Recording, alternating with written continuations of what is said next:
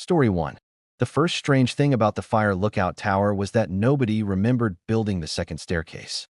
In October of 2019, Caleb Mercer accepted a temporary forestry contract deep within the Bitterroot Mountains of western Montana. He was 34 years old and had spent most of his adult life working seasonal wilderness jobs that kept him away from cities and other people. Friends described him as quiet, dependable, and unusually calm under pressure. He had previously worked as a wildfire spotter in Oregon and Idaho, so the assignment seemed routine enough when the Forestry Service transferred him to Black Ridge Lookout for the final 6 weeks before winter closure. The tower sat nearly 40 miles from the nearest paved road and could only be reached by an old logging trail that wound through dense pine forest and steep cliffs. The structure itself was a narrow 4-story tower built in the 1950s with a small observation cabin at the top. According to maintenance records, the tower had undergone only minor repairs over the decades and still relied on an aging diesel generator for electricity after sunset. Caleb arrived during the first week of October and checked in with the regional office through a satellite radio every evening at exactly 7 p.m. The reports were always brief and professional. Weather conditions, wind speed, wildlife sightings, smoke visibility. Nothing unusual. For the first 10 days, everything appeared normal. Then the radio check-ins started becoming inconsistent. One dispatcher later testified that Caleb would sometimes pause in the middle of speaking as though distracted by something outside the tower windows. On October 14th, he interrupted his own weather report to ask an odd question. Did they ever renovate the stairs in this place? The dispatcher told him no. The tower still had its original staircase. Caleb went silent for nearly 10 seconds before replying quietly, "That's strange." When the dispatcher asked what he meant, Caleb simply said he must have counted wrong and ended the transmission early. 3 days later, he mentioned the stairs again. This time he sounded unsettled. He explained that the tower should have had 3 landings between the ground floor and the observation cabin. But during the previous night, he counted 4 while climbing back upstairs after refueling the generator. He initially blamed exhaustion because freezing temperatures and high winds had made sleeping difficult, but the extra landing appeared again the following evening. Caleb reportedly tested it several times. Sometimes there were 3 landings. Sometimes there were 4. The inconsistency bothered him more than he wanted to admit because the staircase was enclosed in a narrow wooden shaft with no windows. There was no physical space for another landing to exist. Yet on certain nights, he would climb past an additional level that should not have been there. According to the audio journal recovered later from his laptop, Caleb became obsessed with documenting the anomaly. He started counting each step aloud while recording himself on his phone. Most recordings sounded normal.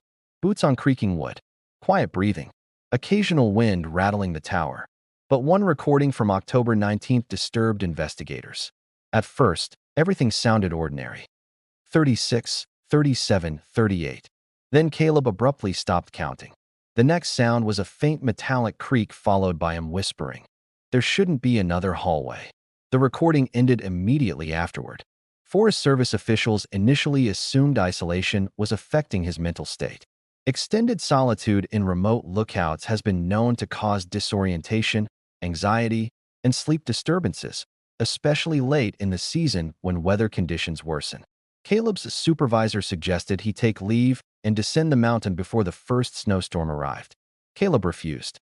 In his final email to the regional office, he claimed he had discovered an entire corridor beneath the tower that did not appear on any architectural blueprint. He attached several blurry photographs.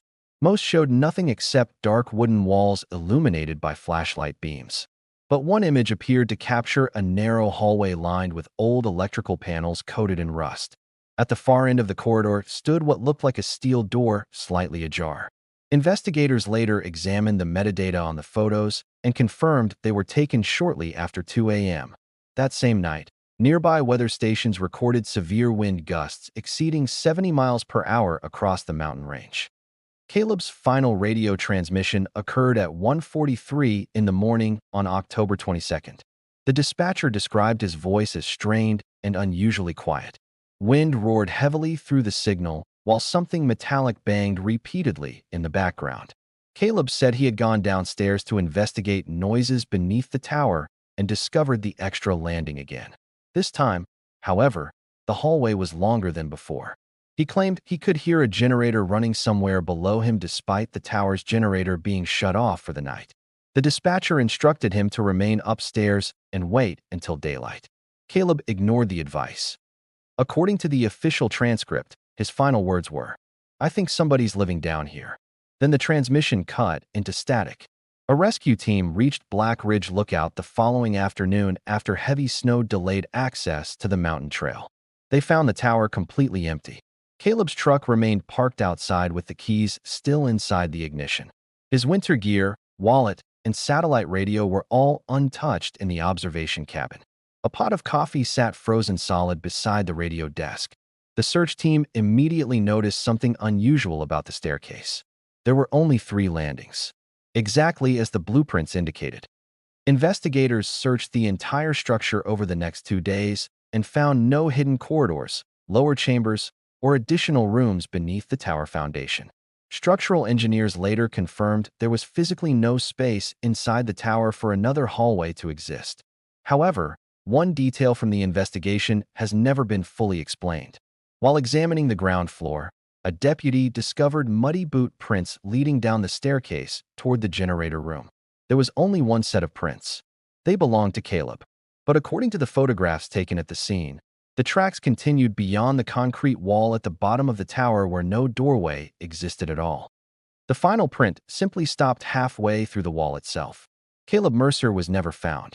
To this day, hikers in the Bitterroot region occasionally report seeing a dim light moving inside Black Ridge Lookout long after midnight despite the tower having no active electricity. Forest Service employees avoid discussing the incident publicly, though several former workers have privately claimed the old tower was built over the remains of a decommissioned Cold War monitoring station abandoned sometime during the 1960s. No official records confirming such a facility have ever been located. The only evidence that remains is Caleb's final audio recording and a series of photographs showing a hallway that should not have existed inside the tower at all. Story 2. The security camera continued recording for 11 minutes after the last employee disappeared from the warehouse. In February of 2021, a private shipping company leased an abandoned cold storage facility outside of Kansas City, Missouri to handle freight overflow during a nationwide supply chain shortage.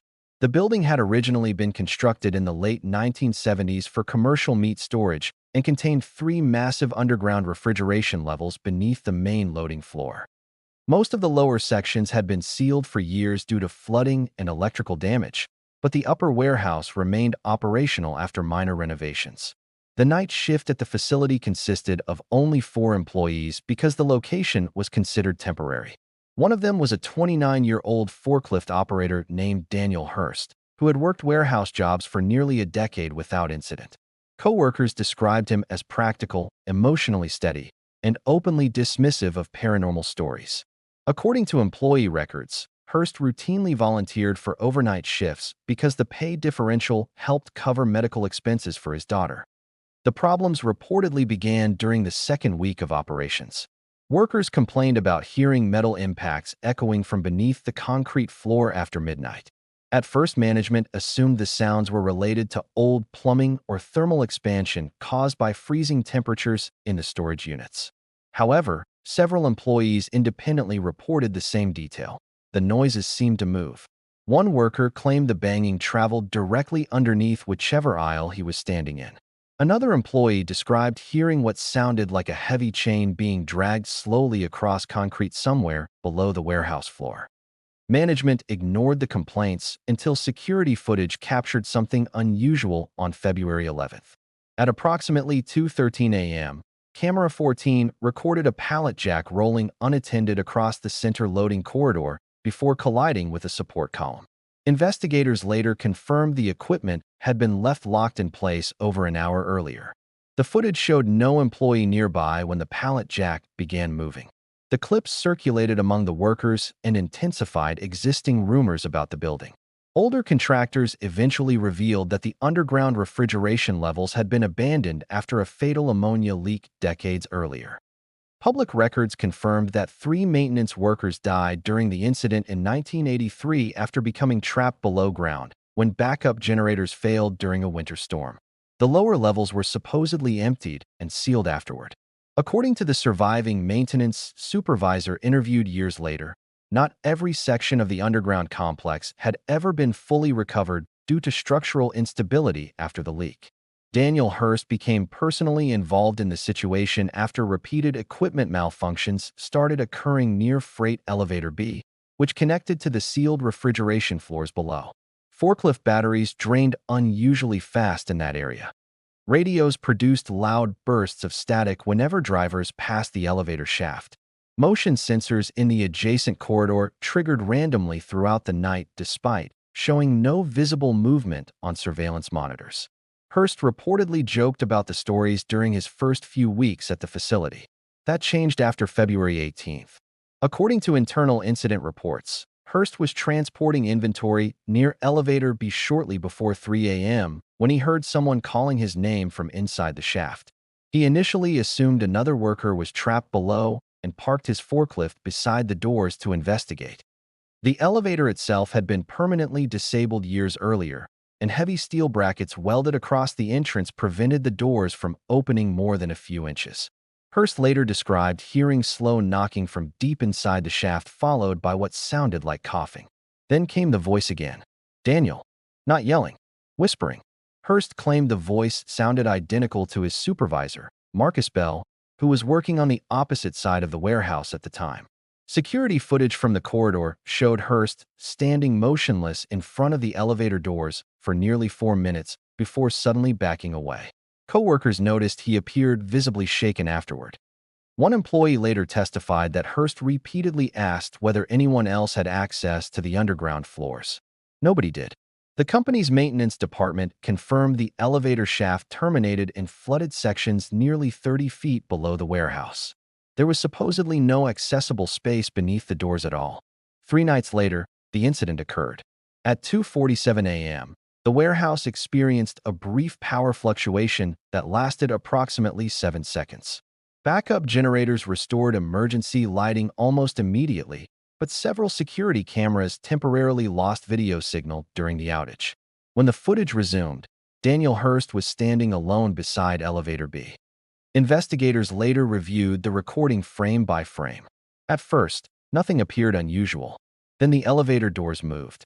The steel brackets welded across the entrance remained physically intact, yet the doors behind them slowly separated several inches from the inside. A narrow darkness appeared between them. Hurst stepped backward immediately. According to the footage, he radioed something to dispatch while staring at the opening.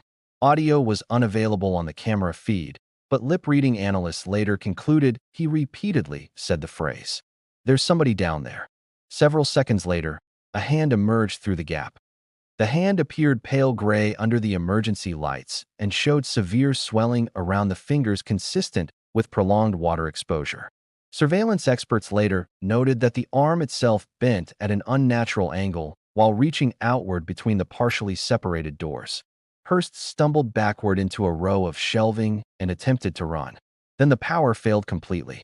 The final 11 minutes of footage came from a battery-powered emergency camera mounted above the corridor. The video quality was poor and heavily distorted by digital interference. However, investigators confirmed that Daniel Hurst remained visible for most of the recording. He repeatedly tried using his radio while backing away from the elevator. Then another sound became audible on the footage. Knocking. Slow at first, then increasing rapidly. Witnesses who later reviewed the recording described the noise as resembling dozens of fists striking metal from deep underground. At 2:59 a.m., Hurst suddenly turned toward the camera with what investigators described as an expression of extreme distress. He appeared to notice something behind him. The footage distorted violently for several seconds. When the image stabilized again, Hurst was gone. The corridor was empty. The elevator doors remained partially open. Police arrived at the facility shortly after 3:20 a.m. and conducted a complete search of the building. No evidence suggested Hurst had exited the warehouse. His car remained parked outside with his phone, wallet, and winter coat still inside. Investigators also discovered something disturbing about the elevator shaft. The welded brackets across the doors had never been cut or removed. Structural engineers later confirmed it would have been physically impossible for the doors to open as seen in the footage without destroying the steel restraints mounted across them. The underground levels were eventually searched by a hazardous materials team several days later after floodwater was partially drained from the old refrigeration chambers. No trace of Daniel Hurst was ever found. However, investigators documented a series of fresh muddy footprints leading through the flooded lower corridor beneath Elevator B. There were two distinct sets. One belonged to Hurst's work boots. The second set appeared barefoot. According to the official report, the barefoot prints stopped abruptly in the middle of a submerged hallway where the water depth exceeded 8 feet. No corresponding return tracks were ever located. The warehouse lease was terminated less than 2 months later. Employees who worked the night shift claimed the knocking sounds continued beneath the concrete floors even after operations ceased entirely. The building still stands vacant today. Local trespassers occasionally upload videos recorded near the loading docks showing faint metallic banging echoing from somewhere below ground long after midnight. In several clips, viewers claim a distorted voice can be heard beneath the noise repeatedly whispering a single name. The company has refused all requests to release the complete surveillance footage publicly. The only verified evidence that remains is an 11-minute recording showing a man staring into an elevator shaft that should never have been able to open at all. Story 3. The audio recording captured breathing from inside the crawlspace long before anyone opened it. In November of 2022, a property restoration company was hired to inspect a series of abandoned military duplexes outside Fayetteville, North Carolina, after multiple complaints from nearby residents. The buildings had originally housed military families during the late 1960s, but were permanently closed following severe mold contamination and structural decay. Most of the duplexes had remained empty for over 15 years, though local police frequently responded to reports of trespassers, lights appearing in windows, and unexplained noises coming from the buildings after dark. One of the contractors assigned to the inspection was a 41-year-old structural technician named Eric Nolan. Nolan specialized in water damage assessment and had spent nearly 2 decades working inside condemned properties throughout the southeastern United States. Coworkers described him as skeptical to the point of arrogance. According to interview statements later collected by investigators, Nolan openly mocked the rumors surrounding the duplexes and referred to the assignment as easy money. The incident centered around Unit 14B, a narrow 2-story duplex located near the edge of the abandoned housing block closest to the surrounding woods. Residents living across the highway had repeatedly reported hearing movement inside the unit during the early morning hours despite the structure being boarded shut by the city. One caller claimed she observed someone standing behind the second-floor curtains shortly before dawn on 3 separate occasions. Another neighbor reported hearing children laughing inside the house during a thunderstorm even though the property had no electricity connected to it since 2008. Police inspections found no signs of forced entry. On November 17th, Nolan arrived at the property with a handheld moisture scanner, a thermal imaging camera, and a digital audio recorder used to document structural notes during inspections. Weather conditions that morning were poor. Heavy rain had saturated the surrounding ground, and temperatures hovered just above freezing. Due to concerns about unstable flooring, Nolan entered the building alone while his supervisor remained outside preparing equipment. The interior of Unit 14B showed extensive signs of decay. Mold spread across portions of the ceiling, sections of drywall had collapsed into the hallway, and standing water covered parts of the kitchen floor. Nolan spent nearly 40 minutes documenting water damage throughout the first level before noticing something unusual near the living room fireplace. The thermal camera showed a concentrated heat signature beneath the floor. At first, Nolan assumed a damaged hot water pipe might still be leaking residual heat from a neighboring utility line. However, city records later confirmed all underground services connected to the duplex had been disconnected years earlier. The heat signature appeared to move. According to the time-stamped voice notes recovered from Nolan's recorder, he initially believed an animal was trapped beneath the house. Probably a raccoon, he said during one recording. Something's crawling around under there. The crawlspace entrance was located behind a warped wooden panel in the downstairs hallway. Investigators later noted that the panel appeared unusually clean compared to the surrounding dust-covered walls, as though it had been handled recently. Nolan removed the cover and directed his flashlight into the opening. The crawlspace extended beneath the entire duplex, but was only 3 feet high at its tallest point. Mud covered most of the ground underneath due to rainwater seepage from damaged foundation drains. Nolan verbally noted a strong odor immediately after opening the entrance. Not mold, not sewage. He described it as wet animal fur left in the sun. The first hour of inspection footage from Nolan's body camera appeared routine.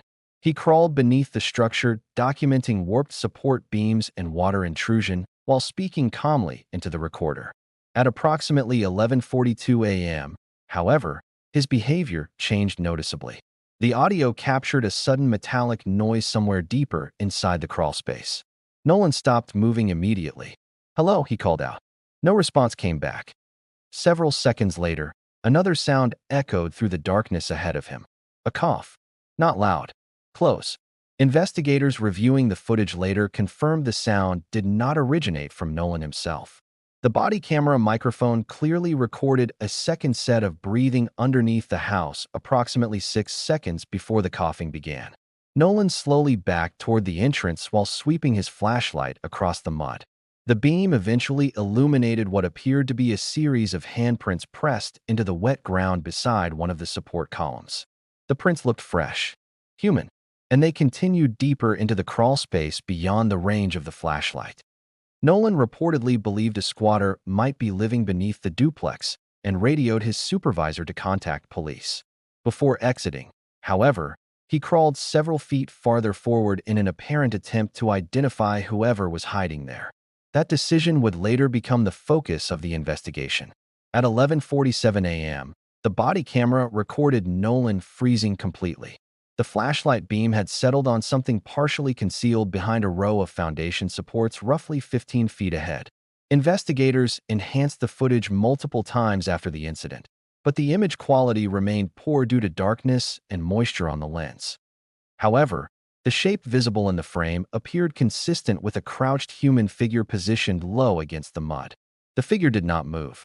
Neither did Nolan. For nearly 20 seconds, the only sound on the recording was breathing. Then the figure smiled. Several officers who reviewed the footage later stated the expression was the most disturbing detail in the entire case. The face itself remained largely obscured by darkness, but the teeth reflected brightly under Nolan's flashlight in a way investigators described as unnaturally visible. Nolan immediately began scrambling backward toward the crawlspace entrance. The camera shook violently while he cursed and struggled through the mud. Behind him, another sound emerged from deeper beneath the house. Movement. Fast. Investigators later estimated whatever was behind Nolan crossed nearly 15 feet of crawl space in under 3 seconds based on the audio alone. Nolan screamed once. The body camera feed abruptly cut to static. His supervisor entered the duplex moments later after hearing the scream through Nolan's radio. According to official reports, he found the crawl space entrance hanging open, but no sign of Nolan anywhere beneath the house. Police and search teams spent 2 days dismantling sections of the flooring and foundation while searching the property. They found no remains, no blood, no evidence of forced escape. However, investigators documented something deeply unsettling beneath the structure. Fresh mud tracks covered portions of the crawlspace floor leading toward the rear foundation wall. The tracks did not resemble footprints. According to the official report, they appeared more consistent with impressions left by elbows and knees, as though someone, or something, had been dragging itself through the mud for an extended period of time.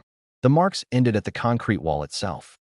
Structural engineers later confirmed there was no tunnel, opening, or exit point anywhere beyond that location. Unit 14B was demolished 6 months later. Construction workers assigned to clear the foundation reportedly refused to continue after repeated complaints of knocking sounds coming from underneath the slab after sunset. Several workers independently claimed they heard coughing beneath the concrete during overnight shifts. No official explanation for Eric Nolan's disappearance has ever been released publicly. The final body camera recording remains sealed by local authorities. Only the audio transcript has circulated online. In the final seconds before the recording cuts out, investigators confirmed Nolan can be heard repeatedly whispering one sentence into the darkness beneath the house. "It's been down here the whole time." Story 4. The park ranger's radio transmitted a child's voice from 6 miles inside the forest after the search had already been called off. In September of 2020, officials at Redwood Valley State Park in Northern California launched a large-scale search operation after multiple hikers reported hearing screams near a restricted section of forest closed due to wildfire damage. The area, known locally as Burn Sector 12, had been sealed to the public following a series of unstable tree collapses caused by underground root fires that continued smoldering months after the main wildfire was extinguished. The terrain inside Sector 12 was considered extremely dangerous. Large sections of soil had become hollow beneath the surface where tree roots burned away underground, creating hidden cavities capable of collapsing under human weight without warning. Park policy strictly prohibited visitors from entering the region, and warning signs had been posted across every nearby trailhead.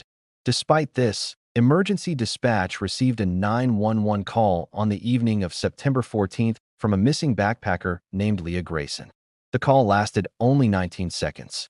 According to the official transcript, Grayson sounded disoriented and out of breath. Wind noise overwhelmed most of the recording, but investigators clearly identified one sentence before the call abruptly disconnected. "There's somebody following me between the trees." Cell tower data later placed the call deep inside Burn Sector 12, approximately 7 miles from the nearest accessible road. Search operations began shortly before midnight under the supervision of Senior Ranger Matthew Crow, a 46-year-old wilderness responder with nearly 20 years of rescue experience. Crow had participated in dozens of missing person recoveries throughout California and was widely respected for his navigation skills in difficult terrain. Witnesses later described him as calm, highly methodical, and not easily disturbed by wilderness folklore or local ghost stories connected to the burned forest. The first several hours of the search produced no results. Thermal drones detected no visible heat signatures beneath the tree canopy, and search dogs repeatedly lost Grayson's scent near a collapsed drainage ravine at the edge of Sector 12. Rangers initially suspected she had either fallen into one of the underground burn cavities or become trapped beneath debris from unstable trees. At approximately 3:11 a.m., however, the operation changed dramatically. One of the ranger radios transmitted a voice. The transmission began with heavy static before a young girl calmly said, "Please stop walking near me." Investigators later confirmed the voice did not belong to Leah Grayson. The speaker sounded significantly younger, possibly between 8 and 10 years old. More disturbingly, the transmission bypassed standard dispatch routing entirely. According to park communication technicians, the message appeared simultaneously across multiple ranger frequencies despite originating from no identifiable source. Ranger Crow reportedly believed another lost hiker might be trapped somewhere inside the burn zone and redirected part of the search team deeper into the forest toward the location where the signal seemed strongest. Body camera footage from the team showed conditions deteriorating rapidly as they moved farther into Sector 12. Thick smoke still drifted from portions of the underground root system, and visibility became increasingly poor beneath the blackened trees. Several rangers later reported hearing unexplained noises in the surrounding forest, including footsteps pacing them beyond the flashlight beams. At 3:47 a.m., another transmission interrupted the radio traffic.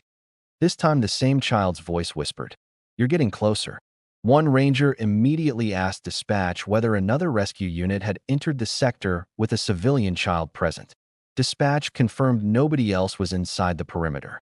The search team continued advancing toward a narrow basin where thermal equipment briefly detected intermittent heat fluctuations beneath the ground.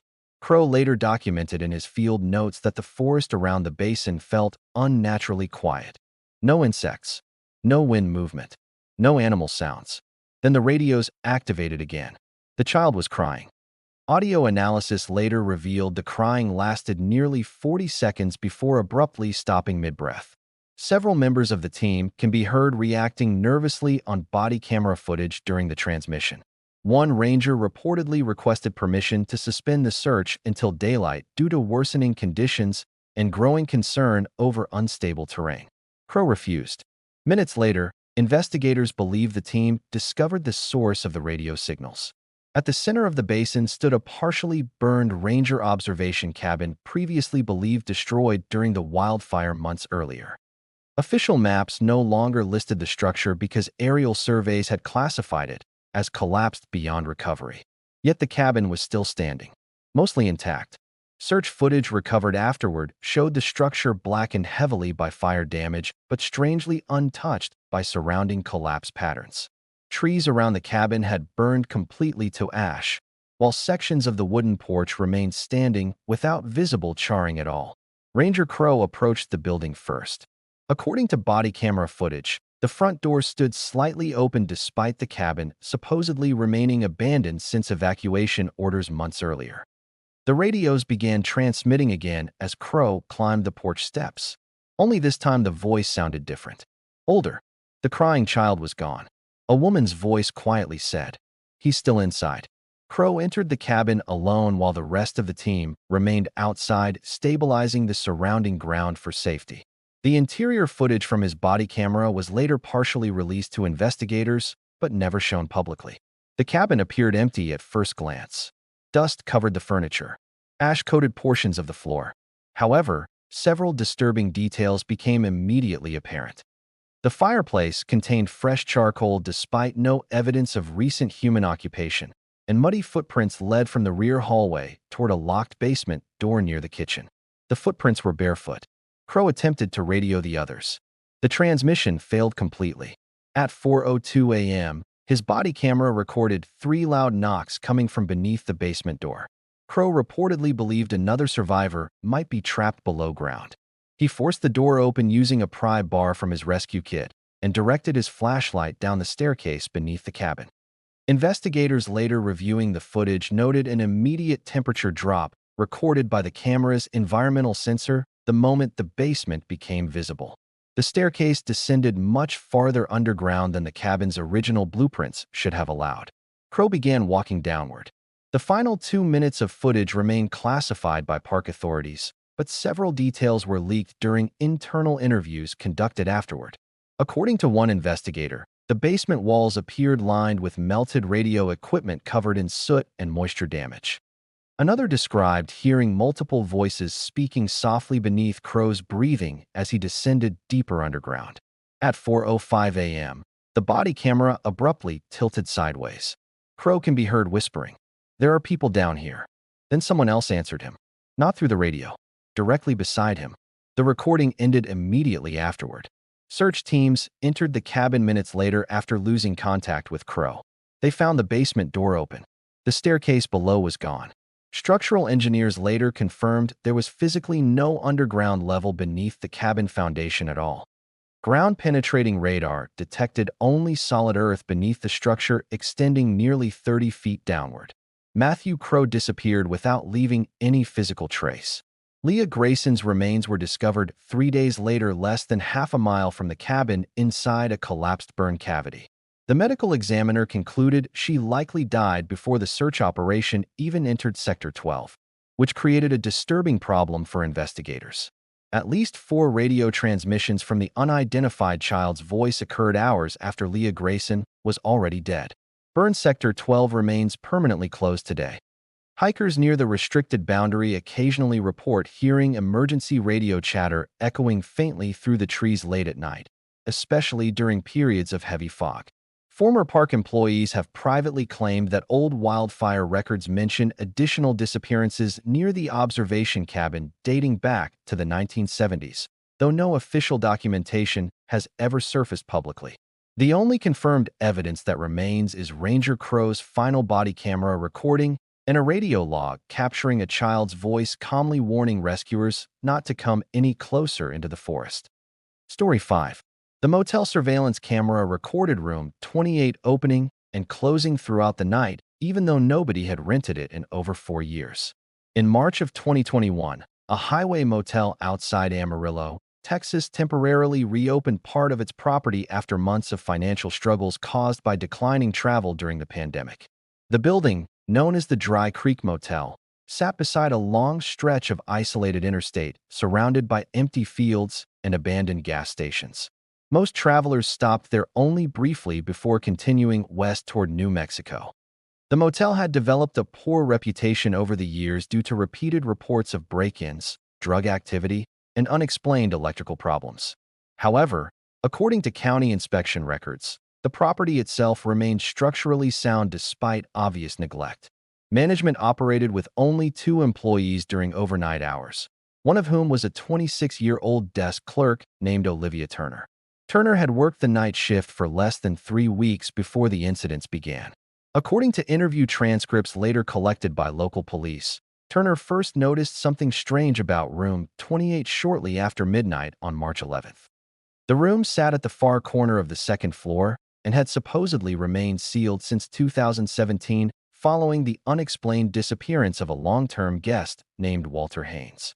Haynes was a truck driver who vanished overnight without collecting his belongings.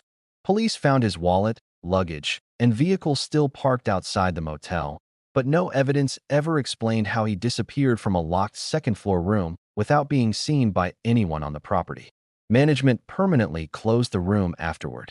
At approximately 12:43 a.m., Turner noticed the security monitor briefly flicker while reviewing camera feeds behind the front desk. When the image stabilized, the hallway camera facing room 28 showed the door slowly swinging open by itself. No one emerged. Turner initially assumed the latch had failed due to age or wind pressure from broken ventilation systems inside the building. She radioed the maintenance worker on duty, but he refused to investigate alone after hearing which room was involved. The hallway camera continued recording. Over the next 20 minutes, room 28's door opened and closed 4 separate times. Always slowly, always stopping at the exact same angle. At 1:16 a.m., the camera captured something else. A shadow crossed the hallway outside the room. Investigators later reviewed the footage repeatedly. The shape appeared vaguely human but moved unnaturally fast across the frame despite no corresponding movement appearing on adjacent cameras covering the stairwell exits. Turner reportedly became increasingly unsettled after noticing another detail. Whenever the door opened, the hallway lights dimmed slightly for several seconds before returning to normal brightness. The motel's electrical system had a history of instability, but maintenance records later confirmed no voltage fluctuations occurred anywhere else on the property that night. At approximately 1:41 a.m., Turner decided to inspect the hallway personally after guests in nearby rooms began complaining about repeated knocking sounds coming from the second floor. Body camera footage from responding officers later confirmed the hallway itself appeared completely empty when Turner arrived. Room 28's door was closed. However, according to her statement, she immediately noticed a faint sound coming from inside the room. Breathing. Slow. Uneven. Turner claimed she stood outside the door for nearly 30 seconds listening before hearing something scrape softly against the interior wall near the bed. She knocked once and identified herself as motel staff. The breathing stopped instantly. Several seconds passed in complete silence. Then somebody knocked back from inside the room. 3 times.